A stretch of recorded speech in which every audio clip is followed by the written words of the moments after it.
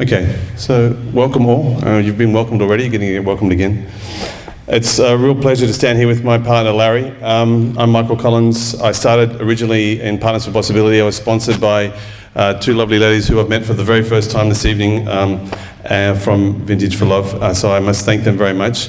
And then since then I joined Old Mutual, so I've had the pleasure to find out that they also were involved in the program. So I was able to invite my colleague Leander from Old Mutual Foundation to join us here this evening, and they've sponsored 10 partnerships. So I'm very excited about being involved in that ongoing exercise. And Larry, you can introduce yourself. I'm Larry Lewis from Bokmakierie Primary School in Athlone, where that was my school where I started my teaching career, and I'm still there. This is my 39th year at the school. 23rd year as principal, and I need to say at this point in time, there was not one day that I said, do I have to go to school? I enjoy my teaching career, and well, it's coming to an end soon, but yeah, that's a story for another time. Also, I recognize Dickie here in front of me. Yeah, so I was approached by Ernest Moore to be part of this program, and I was a bit hesitant at first, but he convinced me to be part of the program, and I decided to join. I said I don't have much time left as far as teaching is concerned, but I'll give it one last shot and see what the spin-offs there are for my school. So when Larry and I started out, I mean, we started out pretty slow. I think we probably all started out a bit slow, didn't we? Just sort of getting to know each other, and you know, and lots of meetings. And I suppose the thing for me was to sit up and shut up and say nothing was unusual for me, as anyone who knows me well will attest. So I was humbled right from the get-go by what Larry was confronted and what was happening and what he'd been doing, and just spending the time to appreciate all the efforts he'd had over the years and all the challenges he faced every single day was like an eye-opener like you wouldn't believe. So for me, I didn't even know what was needed. So, and I think by saying nothing and listening for a very long time, and we spent a long time talking and understanding what was important to Larry, we didn't jump into a solution, but we definitely understood some of the challenges that we faced. And I understood that, you know, 80-year history of a school is incredible, and Larry had some really strong ideas about what he wanted to leave behind as a legacy. And so that informed a lot of what we chose to do. And so after several meetings, we finally got to know each other better. We formed a relationship of trust, and that caused us to engage, and then the conversation started getting deeper. We then started focusing on what the school's needs were and what the challenges were. We identified those things, we then prioritized those, and then we got going. So Michael will explain what we started with, and then I will continue. Okay. Well, why don't you start with number one? So number one is, yeah. All right, I'll start with number one. That was our main challenge, the literacy and numeracy. The school's been battling to get the standards up with regard to numeracy and literacy. And then we sat and put our heads together and asked ourselves, what can we do to address this? And what we discovered was that when the kids are coming to the school at grade R level, they are not school ready. Now, we normally look at school readiness maybe at grade 1 level. But because of the huge backlog, it affected the whole foundation, grade 1, grade 2, and grade 3. And so when the systemic tests were written and the honors at the end of the year, the results were poor. And so we said, let's catch it as early as possible. And when in our conversation, we went right down to ECD, early childhood development. Michael was the one that suggested we focus there, and I then organized a workshop with all the creches in the area. I invited them to the workshop. I invited the director of ECD at the Western Cape Education Department, and we had an in-depth discussion on the ECD and the challenge and what the creches can introduce at that level already, so the kids can come more prepared to the school. Because we found that the basics weren't in place. the kids couldn't count, couldn't identify colors, spatial identification was a problem. That is one of the things that we did. It wasn't very successful, I will admit. But then you always move to plan B. If plan A doesn't work, there must be a backup plan.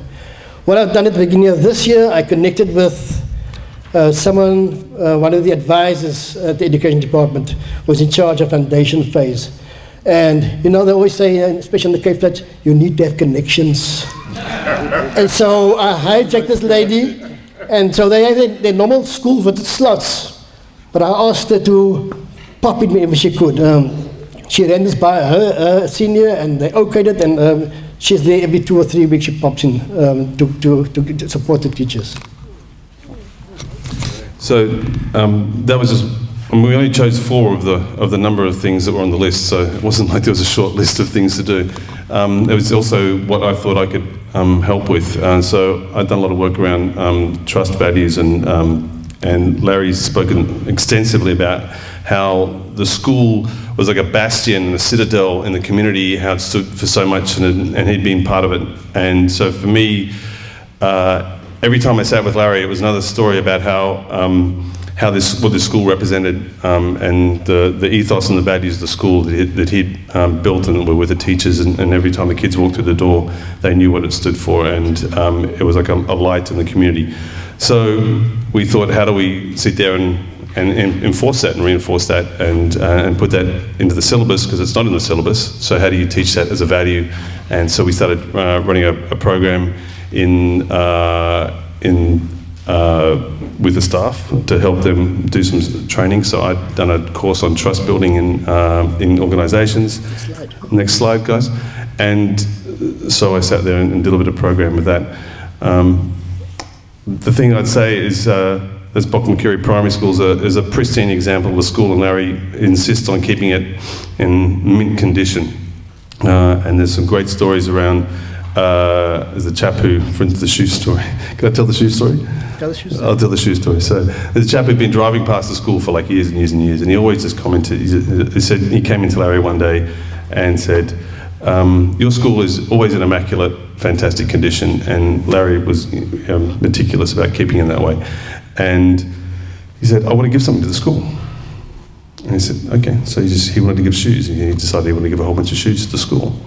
And I thought, this is a fantastic story. I mean, someone takes pride in the school, and someone recognises and they acknowledge it, and they want to do something for you. And so we started hearing more and more of these stories. And for Larry and I just said, but these are the sort of stories that need to get told. The kids need to learn that the thing that they're doing, the right things that Larry's teaching and instilling in the values he's got, they need to be learnt. And things don't happen by mistake, they happen by plan. And so that led us to reinforce, and I'll talk a little bit, maybe, if anyone's interested, we've got a Facebook project around stories, which I'll talk about, and it's just at the early days, about how we tell the stories of the school, and the values of the school, and the values that are important to Larry and to the teachers and the people of Bokmakierie.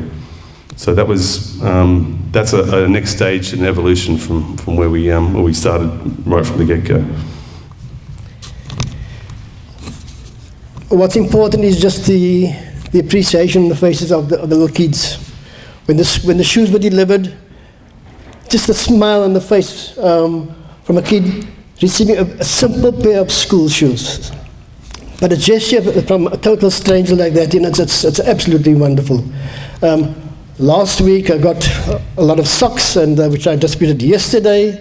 And again, connected to the guy who did the shoes, somebody who was a friend of his has now said she's got loads of library books at home. She wants to donate to the school, and also second-hand soccer boots, and so that's on its way. Fantastic. Do you want to talk about staff? Larry also identified that staff stability was a big issue for him, and there was a challenge there in the sense that turnover was a big issue, and trying to get some stability put in place was part of the reason we put this values workshop in place. But Larry also had a bunch of other initiatives going to sort of motivate and stabilise his staff situation. So we brainstormed around that, but the number of other initiatives that Larry runs and ran. You got Ajax Cape Town to come in and do, you can tell better than I can, but to come in and run a training camp in the school. I mean, and they brought overseas coaches in. Larry loves his soccer, and he basically, these are the sort of things, and then he got all his staff involved as well. So all thinking laterally is something that just seemed to be happening all the time, and an incredible learning for me is that, you know, how do you do with little resource and do amazing things? And I think Larry's managed to do that and motivate his staff really, really well. And then the final thing that Larry came up with was he said he's actually got a real space issue. So if you guys, the next slide. Okay, that was the staff mentoring program. You know, initiate some staff initiate initiatives that Larry was supporting, and you say you're successful in the course of 12 months of really turning that around. Does anyone want to say about that? That's cool. So the other thing Larry identified, I actually had a shelving and warehouse design business when I started. And so Larry said, well, I need to make better use of my space, and we've got massive issues around that. So we actually donated and fitted out and designed some solutions there around that. So if you could just go to the next slide there. And I got what was a bit of a mess. The room wasn't that messy, I promise, before we started. He had to make room. So you know, he's not that disorganized, I promise you. But we did actually put up a unit, and we've got another 6 units on the way. So that's going to make a bit of a difference, I hope. Huge difference. Cool, okay.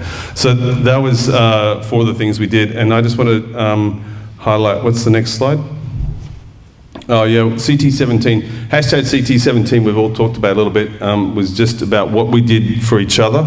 Larry, do you want to talk about that? I'll talk about the last 2 points, but one was I promoted PFP with my colleagues at work, and so 2 of my new colleagues from Old Mutual I put onto the Old Mutual program and said, you've got to do this, it's fantastic. So I started recruiting people almost immediately, and hopefully their enthusiasm will be infectious, and the success throughout Old Mutual will continue, and there'll be more happy partnerships to follow.